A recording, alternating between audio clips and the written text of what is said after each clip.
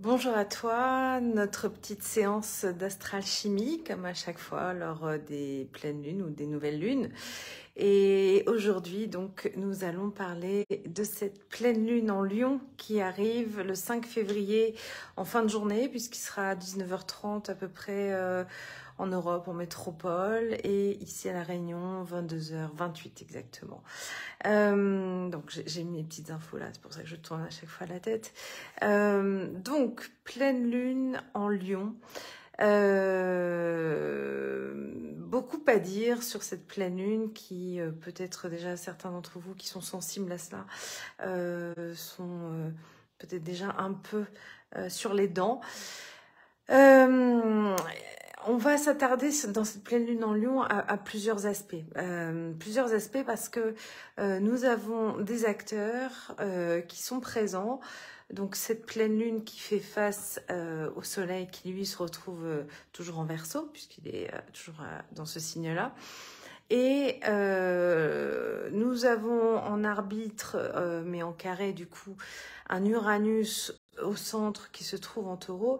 Et pour moi, là, j'ai l'impression qu'on a mis un chien dans un jeu de quilles. C'est-à-dire que chaque acteur est à une place qui ne lui convient pas vraiment, puisque Soleil en Verseau est en exil, c'est-à-dire qu'il n'est pas en posture de se sentir à l'aise dans ce signe-là.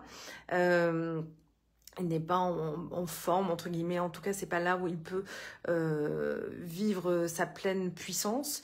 Donc, c'est un soleil plutôt déconfit, un soleil presque noir, je dirais, parce qu'il n'a pas sa pleine capacité, qui se reflète, puisque c'est le principe de la pleine lune. Vous savez que la pleine lune, enfin, la lune, d'une manière générale, dans tous les cas, reflète la lumière du soleil. Elle n'a pas de lumière à proprement parler, donc c'est celle du soleil qu'elle reflète. Elle est en Lion. Justement, le signe à la base dans lequel le soleil est à l'aise et dans son élément. Donc, c'est un peu le principe, vous savez, de la fable de La Fontaine, de cette grenouille qui se prend pour le bœuf et qui veut se faire plus grosse qu'elle n'est. Et pour moi, cette pleine lune, enfin cette lune en Lion, veut refléter en fait un soleil qui, en miroir, serait à sa place. Et pourtant, lui, il ne va pas bien. Il est plutôt en mode down dans sa position actuelle.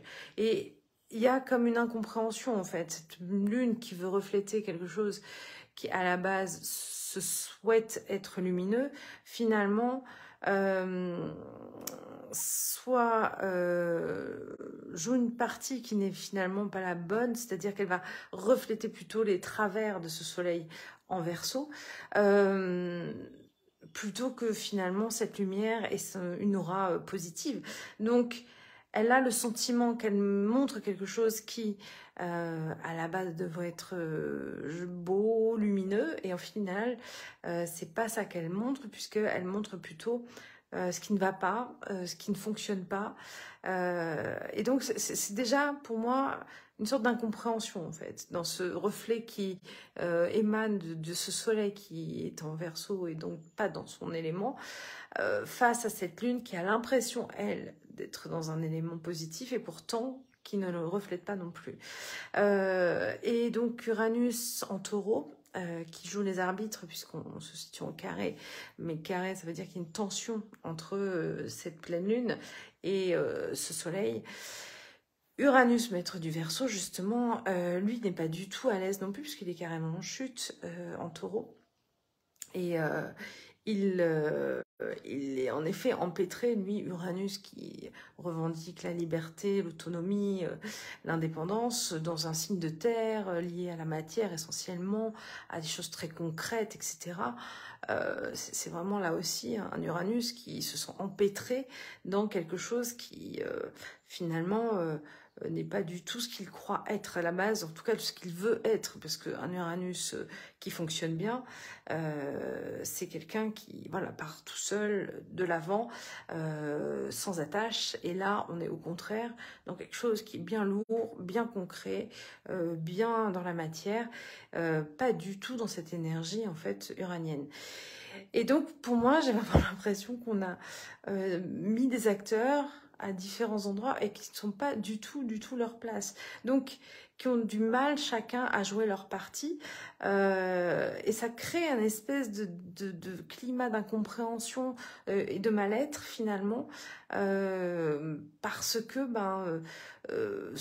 en dehors de cette lune qui, elle, ne fait que finalement émaner ça, et comme on est en pleine lune, elle émane de toute sa puissance, vu qu'elle est complètement lumineuse.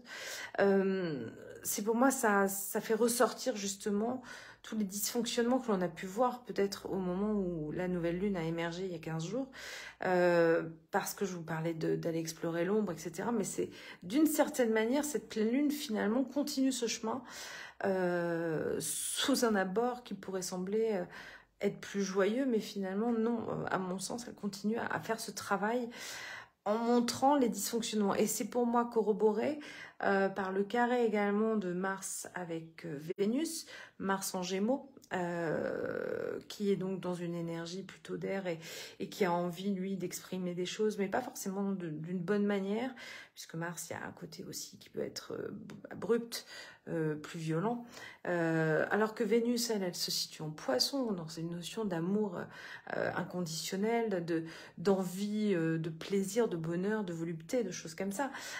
Donc on a un Mars très autonome, très affirmatif, très indépendant, avec une Vénus qui, elle, est au contraire, qui baigne dans une espèce de béatitude, et qui aimerait en tout cas baigner dans une certaine de béatitude. Donc les deux ensemble ne fonctionnent pas bien, et c'est pour moi à nouveau réitéré par Cérès en Balance, qui est en opposition avec Jupiter en Bélier. On est toujours dans cette version de quelque chose qui se veut autonome, peut-être très individualiste, Jupiter en Bélier, qui est un peu focalisé sur sa réussite, son propre succès, avec une Cérès Balance qui au contraire veut être dans des énergies d'ouverture à l'autre, un peu de mama attitude, vous voyez, un côté très accueil bienveillant, etc. Donc je pense que là, cette pleine lune, en fait, pour moi, nous fait travailler vraiment à la fois un côté individualiste que nous avons tous, un côté peut-être très branché sur soi-même, et aussi une aptitude ou une volonté d'ouverture aux autres, à ce qui nous entoure, à ce qui se présente à nous, avec une sorte de balancement ou d'hésitation entre l'un et l'autre.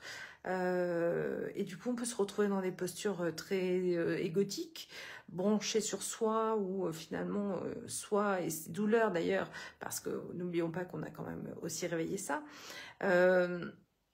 peuvent parfois nous mettre en focale uniquement sur nous et nos problèmes, et d'oublier un peu ce qui se passe autour. Et parfois, au contraire, de se réveiller en se disant j'aime le monde, j'aime les gens, etc. Je veux m'ouvrir à tout ça. Et d'être en fait dans cette... de ce pas en avant, ce pas en arrière, en fait, entre les deux. Et encore une fois, tout est juste, puisque finalement, c'est un peu le propos, là, dans cette pleine lune. Donc... c'est un moment, je pense, en effet, passer dans le sens trouver son équilibre. Trouver son équilibre entre s'intéresser à soi, à ce qui ne va pas, à ce qui est là, à ce qu'il faut explorer. Petit aparté pour les gens, les quinquas actuels, surtout nés autour de l'année 71, 72, mais plutôt 71 en ce moment, qui peuvent avoir aussi un chiron très actif, qui réveille justement toutes ces blessures. Donc moi qui suis une future quinca cette année, chiron, pareil, aussi complète ce travail que Pluton nous impose, puisque vous le savez, hein, il passe en Verseau lui aussi fin mars. Donc, ceux qui, comme moi, ou sont quinquas à venir, ou quinquas effectifs, et surtout, je dis l'année 71, parce que là, vous l'avez en plein dessus, normalement, ceux qui sont nés en 71, vous avez quasiment une conjonction exacte avec Chiron en ce moment. qui peut être costaud, quoi, et qui peut réveiller beaucoup de blessures et beaucoup de choses qui font mal, et qui amplifient, bien évidemment, tout ce que je viens de dire par rapport à cette pleine lune. Donc, un petit encouragement pour nous, pour vous, pour tous ceux qui vivent un chiron en parallèle du reste, parce que les effets sont encore plus amplifiés par rapport à ça. Ça, c'était mon petit aparté sur Chiron. Voilà, donc cette astralchimie sur cette pleine lune, je vous en ai livré l'essentiel. Donc je vous souhaite de trouver cet équilibre en vous, de ne négliger ni l'ego qui veut qu'on lui apporte de l'attention et du soutien, parce qu'il y a besoin de soutien, ni cette ouverture à l'autre, à tout ce qui se passe autour, à cet émerveillement aussi de ce qui peut être en dehors de ses propres blessures, voire aussi accompagner les blessures des autres, c'est possible. Mais trouver cet équilibre-là entre moi et l'autre, en fait. Voilà, bon accompagnement à vous en tout cas, et bien à bientôt pour la future nouvelle lune. Au revoir.